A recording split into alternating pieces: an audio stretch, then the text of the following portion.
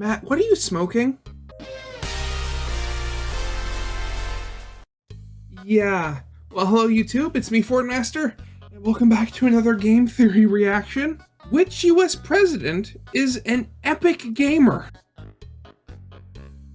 Yeah, so I don't think I need to say that this is about that, that meme that had been going around about, Obama, Trump, and Biden playing Minecraft or whatever using the AI voices. I mean, I can never really get into it. I mean, yeah, yes, it's funny, but again, with everything going on with AI right now, I can't. At the same time, just... Where are you going, MatPat, and more importantly, how?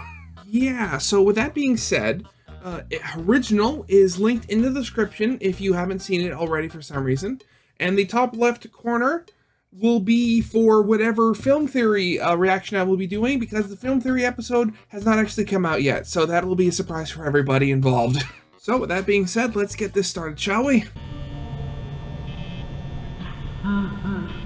What was that? Gee, Sleepy Joe, that's Freddy Fazbear. That sound means he's getting closer to the office. Why can't we just leave this pizza place? Can't we just get some ice cream? Because, Joe, that's the whole point of the game. You can't leave. That's what makes it scary. Guys, can you keep it down? I'm trying to concentrate. Geez, MatPat, you're using a lot of power. You wouldn't last 1 minute playing 2020 mode, which I totally beat on my first try, by the way. Donald, you're so full of it, you probably died during the night one phone call. But MatPat, you should be checking cams more to make sure Foxy stays in Pirates Cove. Mr. President, you might know about foreign policy, but Five Nights at Freddy's, it's kind of my territory. Sit back, watch how the master does it.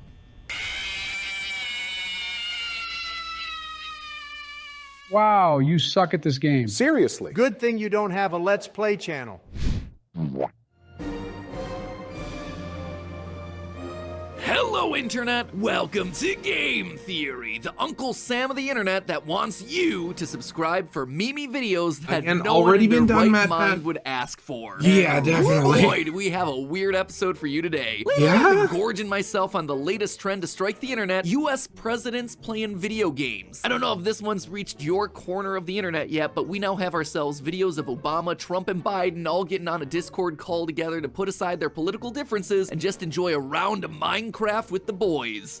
Kinda. Obviously, these aren't real presidents checking their KD ratios. Instead, these are creators taking voice clips of previous presidents and feeding them into AI text-to-speech software and AI voice filters so they can then make the president say whatever they want him to say. So naturally, the internet did the only logical thing you would do with that sort of power. They turned them into gamers. They've played Mario Party, they've debated Smash tier lists, they've even argued about the FNAF timeline. Obviously, Elizabeth Afton died before Five Nights at Freddy's 4. Why else would her bedroom be empty? She's dead, Joe. Donald, that makes zero sense. Just because Elizabeth's bedroom is empty does not mean that she's dead. This is kind of making me regret not inviting President Biden to our recent live FNAF talkback. Would have loved to hear his thoughts on the recent ID's fantasy video. Anyway, my recommended tab has been filled to the brim of my Abe Lincoln stovepipe hat with this sort of stuff. And personally, I am all about it. And after losing days of my life to binging these videos, naturally that dumb side of my theory brain started to kick into gear, and I couldn't help but wonder, what if the real presidents actually played these games? And more importantly, who would actually be the best? And I'm not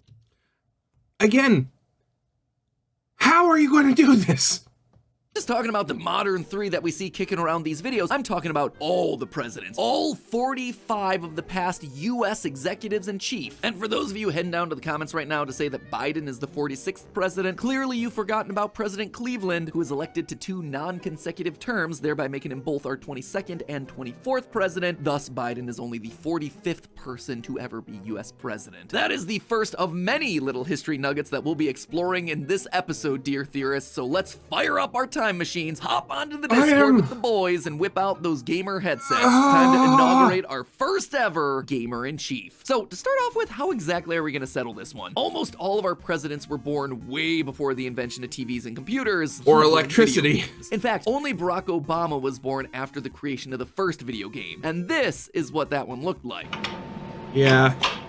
forget what that was called, like tennis not or exactly something? fertile ground for our potential POTUS players. That being said, the presidents were pretty talented people. I mean, they ascended to the highest office in the land to become leader of the free world. They're obviously gonna be good at some stuff, right? But which of the traits are actually gonna help them become the kings of Kong, the sultans of Smash, the maestros of Mario? Well, let's just go through some of the skills that we know make good gamers, and then look through the historical records to see if any of our presidents can fit the mold of the most elitist of gamers. Okay, that's how you're gonna do this. Surge of Okay. research into what actually makes the best gamers. Finally, we're getting ourselves some scientific recognition. And one of the key things that studies have pointed to is raw intelligence. With so many players playing video games these days, there's a collective desire to find out the most elaborate and efficient strategies. That means that the amount of information you have to juggle at once is Those are higher than usually ever on before. opposite I mean, ends it of the feels like you spectrum. kind of need a PhD in Pokemon battling just to be able to play versus battles online, let alone competing in real life Not tournaments. something I I gave do. my Screamtail enough investment to outspeed Choice Scarf Annihilate. Then I invested enough in its defense to allow it to survive Adamant Life Orb, Max Attack, King Gambit Ironhead, which is a very powerful, super effective attack. Were those even words? Whatever they were, a study from the University.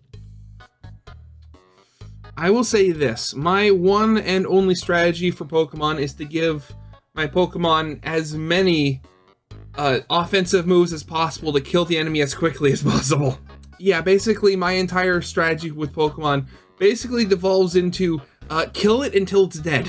of York did end up showing a strong correlation between players who are best at MOBA games like League of Legends and Dota 2 and how they performed on IQ tests, with the most skilled players having the highest IQ scores. So if the top gamers are the ones with the highest IQs, which of our American presidents is ready to pull off those big-brained plays? Enter Keith Simonton, a professor out of UC Davis who published a study back in 2006 in the Journal of Political Psychology where he attempted to calculate the IQ and other traits of all the presidents, from George Washington to George W. Bush. He did this by analyzing their speeches and other public records. It's not like he could go out and give Millard Fillmore an IQ test or anything. So the presidents that occupied his top spots probably aren't too surprising. You've got Thomas Jefferson, writer of the Declaration of Independence, John F. Kennedy, who was able to read 1,200 words per minute, which is 5 times the human average, and Franklin Pierce, a president that none of us remember, but who had himself a pretty solid memory considering he memorized his entire 3,300 word inaugural address by heart. To give you some context, a typical game theory script is about 3,500 words, so this guy has got Rosalina is Peach's daughter theory on lock. All that being said, classic episode right there. Alone at the top of the IQ leaderboard with a skull-shattering IQ of 175, it's our 6th president, John Quincy Adams. 175 IQ is higher than one of the most notable smart men in history, Mr. Albert Einstein. So, you know, if you put JQA into the MOBA arena, he's gonna stomp on the competition.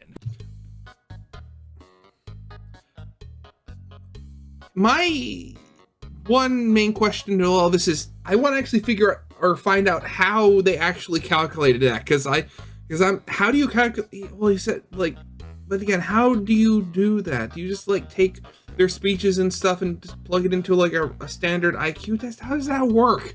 But obviously IQ isn't the be-all end-all here. The study even acknowledges this. While players with the highest IQ scores were the best at MOBAs like League of Legends and Dota, there wasn't a strong correlation between intellect and more action-based games like first-person shooters. While MOBAs rely on memory and strategic decisions, first-person shooters have a focus on speed and target accuracy. And if our gamer president is gonna dominate the entire gaming scene, he's gonna need a little of both. And knowing that, one skill that is useful for a wide variety of games is reaction time. Your typical gamer has a reaction time somewhere between 300 and 500 milliseconds, but professional gamers, the top echelon of the gaming world, they have themselves some superhuman reflexes. They top out with reaction times under 200 milliseconds. That 1/10 of a second difference there is literally the blink of an eye. And while that might not sound like much, that gap can end up being the difference between getting the clutch kill and getting demoted to Silver 5 in Overwatch again. Now, we've talked on this channel before about how age can affect your reaction time. Research has been done that shows your reaction times peak in your early to mid 20s and then starts to slowly drop off as you get older. Considering you can't even become president until you're 35, it means that all of our options are outside of their prime. Younger presidents like Teddy Roosevelt, JFK, and Bill Clinton might have a better shot, but none of them are going to be ideal. So do we have any other evidence of presidents demonstrating S-tier reaction times? I mean, I guess there was that one time that George W. Bush dodged not just one, but 2 shoes that were thrown at him by an Iraqi journalist during a speech in 2008. That was pretty I remember impressive. seeing the Not memes only about did that. he dodge attacks from the local Foot Locker, he then had the gamer instincts to identify their size. If you want the facts, it's a size 10 shoe that he threw. That being said, if you're looking for Wait, something he a actually little more said that? legitimate than dodging some Air Jordans, then just call for Daddy. Bush's daddy, to be specific. George H.W. Bush was a pilot during World War II, flying a General Motors TBM Avenger during the war, a plane that could reach speeds of 276 miles per hour or 123 meters a second. In that blink of an eye, 100 milliseconds, he'd have traveled 40 feet, 12 meters. That's the length of a full-sized school bus, which could be fatal if he doesn't react fast enough. Yeah. But he managed to fly over 58 combat missions, including earning the Distinguished Flying Cross after surviving a dangerous mission that left most of the other pilots that went out dead. All in all, it means that once Pappy Bush gets a hold of that controller, there's no stopping him. But if I had to bet 20 bucks on which president would be the best when it came to reaction time, well, I'd bet on Mr. 20 himself, bloody Andrew Jackson. Because what's faster than a speeding plane? A speeding bullet. Jackson was never too afraid to line up against anyone who crossed him in a good old-fashioned duel. Now, these weren't the quick draws that you...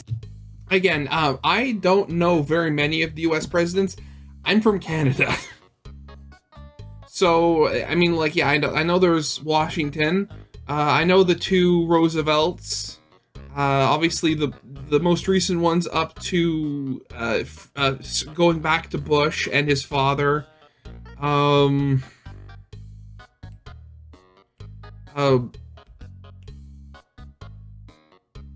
god, I'm having a brain fart. What was his... Nixon, that was it, Nixon.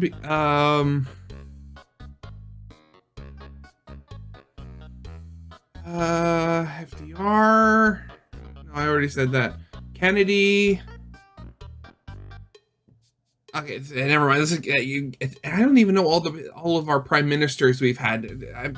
This is not something I should be talking about. You see in old Western movies, but instead tended to follow either British or French rules. Opponents would either stand opposite each other, guns pointed, and then fire when the signal was given, or they would stand back to back and take a set amount of paces before turning and firing. A la Hamilton. 1, 2, 3, 4, 5, 6, 7, 8, 9, number 10 paces, fire! Or more recently, John Wick 4. Regardless, both required Haven't seen you it to be yet, able to react unfortunately. quickly while also having incredible accuracy. Now, we don't know for sure which of these types of duels Jackson participated in, but some estimates suggest that he survived over 100, which means that his reaction time had to be pretty spot on. Now, of course, video games aren't just about hitting the buttons the quickest. Daphne Vivelier, a professor of brain and cognitive sciences at the University of Rochester, showed that gamers perform significantly better on tests of attention, speed, accuracy, vision, and most importantly of all, multitasking when compared to their non-gamer peers. Games nowadays are demanding more and more of our attentional resources and requiring us to split it amongst various different tasks and objectives. Long gone are the Atari days where you just had a little triangle shooting asteroids. Whether it's analyzing your opponent's moves in Smash or juggling 50 different animatronic attack patterns in Custom Night, a true gamer needs to be able to manage multiple things at once in order to win. So who among our presidential players has demonstrated some high-level multitasking abilities? Well, there's always President Lyndon Johnson, who used to have meetings while sitting on the toilet with the door open in front of his staff. I guess that's a type of multitasking. All of these men are just the worst, aren't they? There are also other more normal examples, like John F. Kennedy, who would draw little sailboats during intense meetings, which is a little concerning to think about. Like, was he doodling catamarans during the Cuban Missile Crisis? Although I guess he got the job done, so we can't really fault him on that one. But it's one thing to be able to do two tasks that involve different areas of the brain. It's another to be able to do two tasks that involve the same part of the brain, which is exactly what Bill Clinton would do. He would have himself some serious political conversations with advisors while also solving the New York Times crossword puzzle. I mean, it's pretty hard to do two things that both require language processing. The wires are going to get easily crossed, which thereby makes what Billy C did that much more impressive. In a video game, Clinton would be able to take in everything that's going on, but still have the brain power to start trash talking the competition. And speaking of, I think we can all agree, even if science doesn't reflect it, trash talk an essential part of that gamer experience. And Reggie, for being the president of Nintendo, you suck at Smash Bros. So I spend 16 hours a day running a company. You spend 16 hours a day playing Smash. So if presidents of Nintendo need to trash talk to be the best, well then presidents of America need to do the same. And let's be honest with ourselves, most presidential campaigns at this point are just chances for them to trash talk each other. You mentioned the Navy, for example, and that we have fewer ships than we did in 1916. Well, Governor, we also have fewer horses and bayonets because the nature of our military's changed. I have as much experience in the Congress as Jack Kennedy did. I served with Jack Jack Kennedy. Jack Kennedy was a friend of mine. Senator, you're no Jack Kennedy. And when it comes to the absolute king of trash talk, there's no one else to choose but William Henry Harrison. During the election of 1840, Harrison and his VP pick John Tyler were running to unseat President Martin Van Buren. Harrison's campaign released a 12-verse